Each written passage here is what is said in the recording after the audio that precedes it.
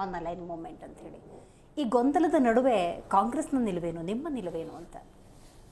ಈ ಇನ್ಸಿಡೆಂಟ್ ಆದ ಮರುದಿನವೇ ಆ ದಿನವೇ ನಮ್ಮ ಖರ್ಗೆ ಸಾಹೇಬರು, ಕಾಂಗ್ರೆಸ್ ಪಕ್ಷದ ಅಧೀನ ಅಧ್ಯಕ್ಷರು ರಾಹುಲ್ ಗಾಂಧಿಯವರು, ಸೋನಿಯಾ ಗಾಂಧಿ ಮೇಡಮ್ ಅವರು ಒಕ್ಕಲರಿಂದ ಹೇಳಿದ್ರು, ನಾವು ಸರ್ಕಾರದ ಪರವಾಗಿ ನಿಂತಿರ್ತೀವಿ, ಸರ್ಕಾರ ಏನು ನಿರ್ಧಾರ ತಗೊಂಡ್ರು ಅದಕ್ಕೆ ನಾವು ಜೊತೆಯಲ್ಲಿ ನಿಂತಿರ್ತೀವಿ. ಇದು ಸೂಕ್ಷ್ಮವಾದ ವಿಷಯ, ಇದು ನಮ್ಮ ಭಾರತ ಪ್ರಜೆಗಳ ವಿಷಯ, ನಮ್ಮ ದೇಶದ ಆಂತರಿಕ ವಿಷಯ ಆಗಿರೋದ್ರಿಂದ ನಾವು ಏನೇ ಡಿಸಿಷನ್ ತಗೊಂಡ್ರು ನಾವು ಭಾರತದೊಂದಿಗೆ ಇರ್ತೀವಿ, ನಾವು ಈ ವಿಷಯದಲ್ಲಿ ನಾವು ರಾಜಕೀಯ ಮಾಡಲ್ಲ ಅಂತ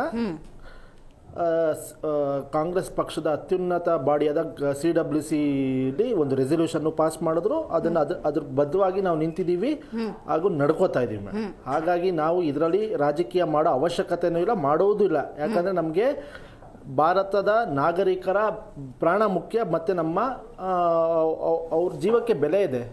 ಹಾಗಾಗಿ ಯಾರೋ ಏನೋ ಬಂದ್ ಮಾಡಿಬಿಟ್ರು ಅಂದ್ರೆ ಅದು ಪ್ರತೀಕಾರ ಕೊಡಲೇಬೇಕು. ಹಂಗನ್ಬಿಟ್ಟು ನಾವು ಸುಮ್ಮನೆ ಕೂತ್ಕೊಳ್ಳೋಕ್ಕಾಗಲ್ಲ. ರಾಜತಾಂತ್ರಿಕವಾಗಿ ಏನೇನು ಸರ್ಕಾರದ ಮುಂದೆ ಏನೇನು ಆಪ್ಷನ್ ಇದೆ ಎಲ್ಲ ಬಳಸ್ಕೊಂಡು ಅದು ಅವ್ರಿಗೆ ಉತ್ತರ ಕೊಡಬೇಕು. ರಾಜತಾಂತ್ರಿಕವಾಗಿ ಮತ್ತು ಡಿಪ್ಲೊಮೆಸಿ ಉಪಯೋಗಿಸಿ ಅವ್ರಿಗೆ UN, IMF ಎಲ್ಲ ಕಡೆನೂ ಹೋಗಿ ಎಲ್ಲನೂ ಅವ್ರಿಗೆ ಬ್ಲಾಕ್ ಮಾಡಿ ಏನೇನು ಮಾಡಬೇಕು ಎಲ್ಲ ಮಾಡಬೇಕು. ಸರ್ಕಾರದ ಮುಂದೆ ಇರುವ ಅಸ್ತ್ರಗಳನ್ನೆಲ್ಲ ಪ್ರಯೋಗ ಮಾಡಿ ಅವ್ರಿಗೆ ತಕ್ಕ ಶಾಸ್ತಿ ಕಲಿಸ್ಬೇಕು. ಆದರೆ ರಾಜಕೀಯ ಮಾಡಬಾರ್ದು ಅಂತ ನಾವು ನಮ್ಮ ನಿಲುವು ಬದ್ಧವಾಗಿದ್ದೀವಿ, ನಾವು ರಾಜಕೀಯ ಮಾಡಲ್ಲ. ಆದರೆ ಇವರು ರಾಜಕೀಯ ಯಾವ ಮಟ್ಟಕ್ಕೆ ಮಾಡ್ತಿದ್ದಾರೆ ಅಂತ ನಿಮಗೆ ಗೊತ್ತು, ಹೇಳೋ ಅವಶ್ಯಕತೆ ಇಲ್ಲ. ಒಂದೆರಡು ಎಕ್ಸಾಂಪಲ್ ಕೊಡ್ತೀನಿ ಮೇಡಮ್. ಮುಂಬೈ ಅಟ್ಯಾಕ್ ಆದಾಗ ನಮ್ಮ ಅಂದಿನ ಪ್ರಧಾನಮಂತ್ರಿ ಮನಮೋಹನ್ ಸಿಂಗ್ ಅವರು ಬಾಂಬೆ ತಾಜ್ ಹೋಟೆಲ್ ಮುಂದೆ ನಿಂತ್ಕೊಂಡು ಪ್ರೆಸ್ ಕಾನ್ಫರೆನ್ಸ್ ಮಾಡಿದ್ದು, ದೇಶದ ಜನತೆಗೆ ಉದ್ದೇಶಿಸಿ ಮಾತಾಡೋದು, ಹಿಂಗಾಗಿದೆ, ಏನೇನಾಗಿದ್ದು, ಏನೇನು ಮಾಡ್ತಾ ಇದ್ದೀವಿ ಅಂತ ಒಂದು ಒಂದು ಒಂದು ಸಾಂತ್ವನದ ಮಾತುಗಳು ಆಡಿದ್ರು. ಎರಡನೇದು, ಅದ್ರ ಮುಂಬೈ ಅಟ್ಯಾಕ್ ಮಾರನೇ ದಿವಸನೇ 28-29ನೇ ತಾರೀಕು ಡೆಲ್ಲಿಲಿ ಎಲೆಕ್ಷನ್ ಇತ್ತು. 2008 ಡೆಲ್ಲಿಲಿ ಎಲೆಕ್ಷನ್ ಇತ್ತು. BJPಯವರು ಯಾವ ಮಟ್ಟಕ್ಕೆ ಮಿಲ್ಕ್ ಮಾಡಿದ್ರು ಅಂದರೆ ಒಂದು ದೊಡ್ಡ ಆ್ಯಡ್ ಹಾಕಿದ್ರು. ಬೇಕಾದ್ರೆ ನಾನು ತೆಗೆದ್ಬಿಟ್ಟು ಓದ್ತೀನಿ ಆ್ಯಡ್ನ. ಎಲ್ಲ ಪೇಪರಲ್ಲಿ ಒಂದು ಕೆಂಪು ಕಲರ್ ಚಿತ್ರ ಹಾಕ್ಬಿಟ್ಟು ರಕ್ತದ ಮಡಿನಲ್ಲಿ ಮಲಗಿರೋರ್ದು ಒಂದು ಆ್ಯಡ್ ಹಾಕಿದ್ರು. ಮೂರನೇದು, ಮೊನ್ನೆ ನಿಮಗೆ ಗೊತ್ತು, ಸತ್ತು ಮಲಗಿದ್ದಾರೆ ಮತ್ತು ಎಷ್ಟೊಂದು ಜನ ಇನ್ನೂ ಕಾಶ್ಮೀರದ ಆಸ್ಪತ್ರೆಯಲ್ಲಿದ್ದಾರೆ. ಇವತ್ತಿನವರೆಗೂ ಹೋಗಿ ಅವರಿಗೆ ಒಂದು ಸಾಂತ್ವನದ ಮಾತು ನಮ್ಮ ಪ್ರಧಾನಮಂತ್ರಿಗಳು ಹೇಳಿಲ್ಲ. ಗೌರವ ಏನಪ್ಪ, ಅವ್ರಿಗೆ ಜವಾಬ್ದಾರಿ ಸ್ಥಾನದಲ್ಲಿದ್ದಾರೆ. ನಮ್ಮ ನಾಯಕರಾದ ರಾಹುಲ್ ಗಾಂಧಿ ಅವರು ಅಮೆರಿಕ ಪ್ರವಾಸ ಮೊಟಕುಗೊಳಿಸಿ ಸೀದಾ CWC ಮೀಟಿಂಗ್ ಅಟೆಂಡ್ ಮಾಡಿದ್ರು. Next day ಶ್ರೀನಗರದಲ್ಲಿದ್ದರು.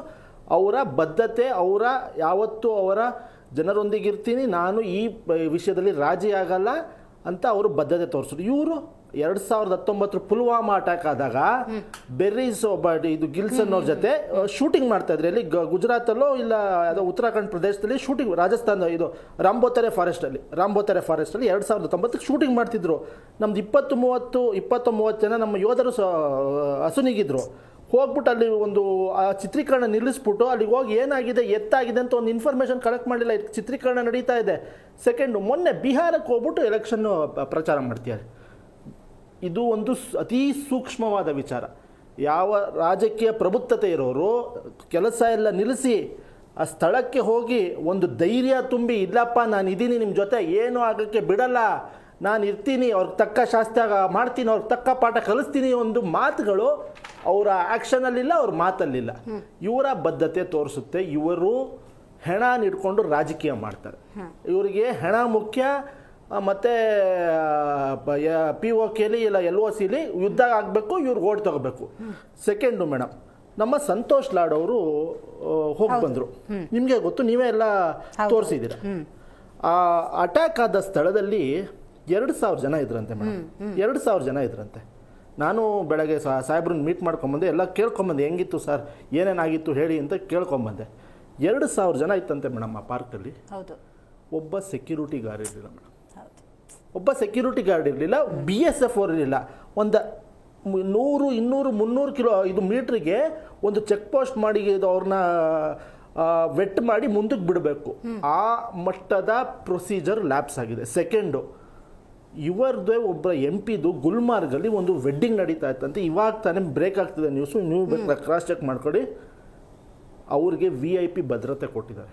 ಗುಲ್ಮಾರ್ಗಲ್ಲಿ ಇವರದೇ ಪಕ್ಷದ MP ವೆಡ್ಡಿಂಗ್ ನಡೀತಾ ಇತ್ತಂತೆ.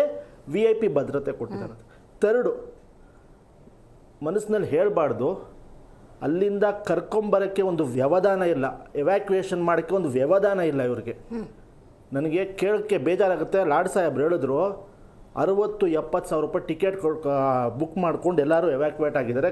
ಕರ್ನಾಟಕದವ್ರಿಗೆ ಪರವಾಗಿಲ್ಲ, ನಾವು ರಾಜ್ಯ ಸರ್ಕಾರ ಸಂತೋಷ್ ಲಾಡ್ ಸಾಹೇಬರು ಅವರ ಕೈಯಿಂದನೇ ಹಾಕಿ ಸರ್ಕಾರನೇ ಅವ್ರಿಗೆಲ್ಲ ಸ್ಪಾನ್ಸರ್ ಮಾಡಿ ಕರ್ಕೊಂಬಂದಿದ್ದಾರೆ. 60-70 ಸಾವಿರ ರೂಪಾಯಿ ಅದರಲ್ಲೂ ಮಿಲ್ಕ್ ಮಾಡಿದ್ದಾರೆ ಮೇಡಮ್ ದುಡ್ಡು. ಸರ್ಕಾರ ಏರ್ಲೈನ್ಸ್ ಕೇಳ್ಬಿಟ್ಟು ಇಲ್ಲ ಅಪ್ಪ ನೀವು ಫ್ರೀಯಾಗಿ ಕರ್ಕೊಂಬಂದು ಎವ್ಯಾಕ್ಯುವೇಟ್ ಮಾಡಿ. ಇವಾಗ ಹೆಂಗೆ ಬೇರೆ ಬೇರೆ ಯುದ್ಧ ಆದಾಗ ಎಲ್ಲರೂ ಭಾರತೀಯರ ಎವ್ಯಾಕ್ಯುವೇಟ್ ಮಾಡ್ಬೇಕಲ್ಲ, ಅವ್ರನ್ನ ಕರ್ಕೊಂಬರ್ಬೇಕು, ಅವ್ರನ್ನ ಸುರಕ್ಷಿತವಾದ ಸ್ಥಳಗಳಿಗೆ ಕರ್ಕೊಂಬರ್ಬೇಕು. ಡೆಲ್ಲಿಗೋ ಇಲ್ಲ ಯಾವ್ದಾದ್ರು ಒಂದು ಸ್ಥಳಕ್ಕೆ ಕರ್ಕೊಂಬರ್ಬೇಕು. ಅದನ್ನ ಬಿಟ್ಬಿಟ್ಟು ಏರ್ಲೈನ್ಸ್ ಅವರು ಎಗಡಾದಿಗಡಿ ರೇಟ್ ಚಾರ್ಜ್ ಮಾಡ್ತಾರೆ 60-70 ಸಾವಿರ.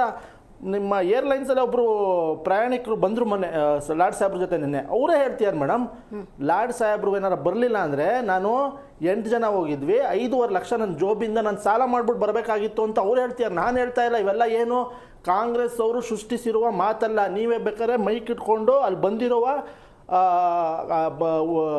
ಪ್ರವಾಸಿಗರು ಅವ್ರನ್ನೇ ಹೋಗಿ ಕೇಳಿ, ನೀವೇ ಹೋಗಿ ಕೇಳಿ ಏನೇನಾಯಿತು, ಏನೇನು ಮಾಡಿದ್ದಾರೆ ಅಂತ. ಹಾಗಾಗಿ ಅವರ ಪಕ್ಷದ ಅವರ ಇದು ಕ್ಯಾಬಿನೆಟ್ ಮೀಟಿಂಗಲ್ಲಿ ಹೇಳಿದ್ದಾರೆ, ಮತ್ತು ಆಲ್ ಪಾರ್ಟಿ ಮೀಟಿಂಗಲ್ಲಿ ಹೇಳಿದ್ದಾರೆ, we have failed in intelligence. ಹಾಗಾಗಿ ಮೋದಿ, ಅಮಿತ್ ಶಾ, ರಾಜನಾಥ್ ಸಿಂಗ್ ಅವರು ನೈತಿಕ ಹೊಣೆ ಹೊತ್ತು ರಾಜೀನಾಮೆ ನೀಡಬೇಕು ಅಂತ ನಾವು ಕೇಳ್ಕೊತೀವಿ. ರೈಟ್. ದಿಲೀಪ್ ಅವರೇ, ಈ 3 ಪ್ರಶ್ನೆಗಳಿಗೆ ಉತ್ತರ ಹೇಳಬೇಕು. ಹೆಣ ಇಟ್ಕೊಂಡು ರಾಜಕೀಯ ಮಾಡೋದು, ಏರ್ಲೈನ್ಸ್ನ ಲಾಬಿ, ಫೇಲ್ಡ್ ಇನ್ ಇಂಟೆಲಿಜೆನ್ಸ್. ನೋಡಿ, ಇದನ್ನ ಕ್ಲಿಯರ್ ಆಗಿ ಮಾನ್ಯ ಗೃಹ ಸಚಿವರು ನಿಮಗೆ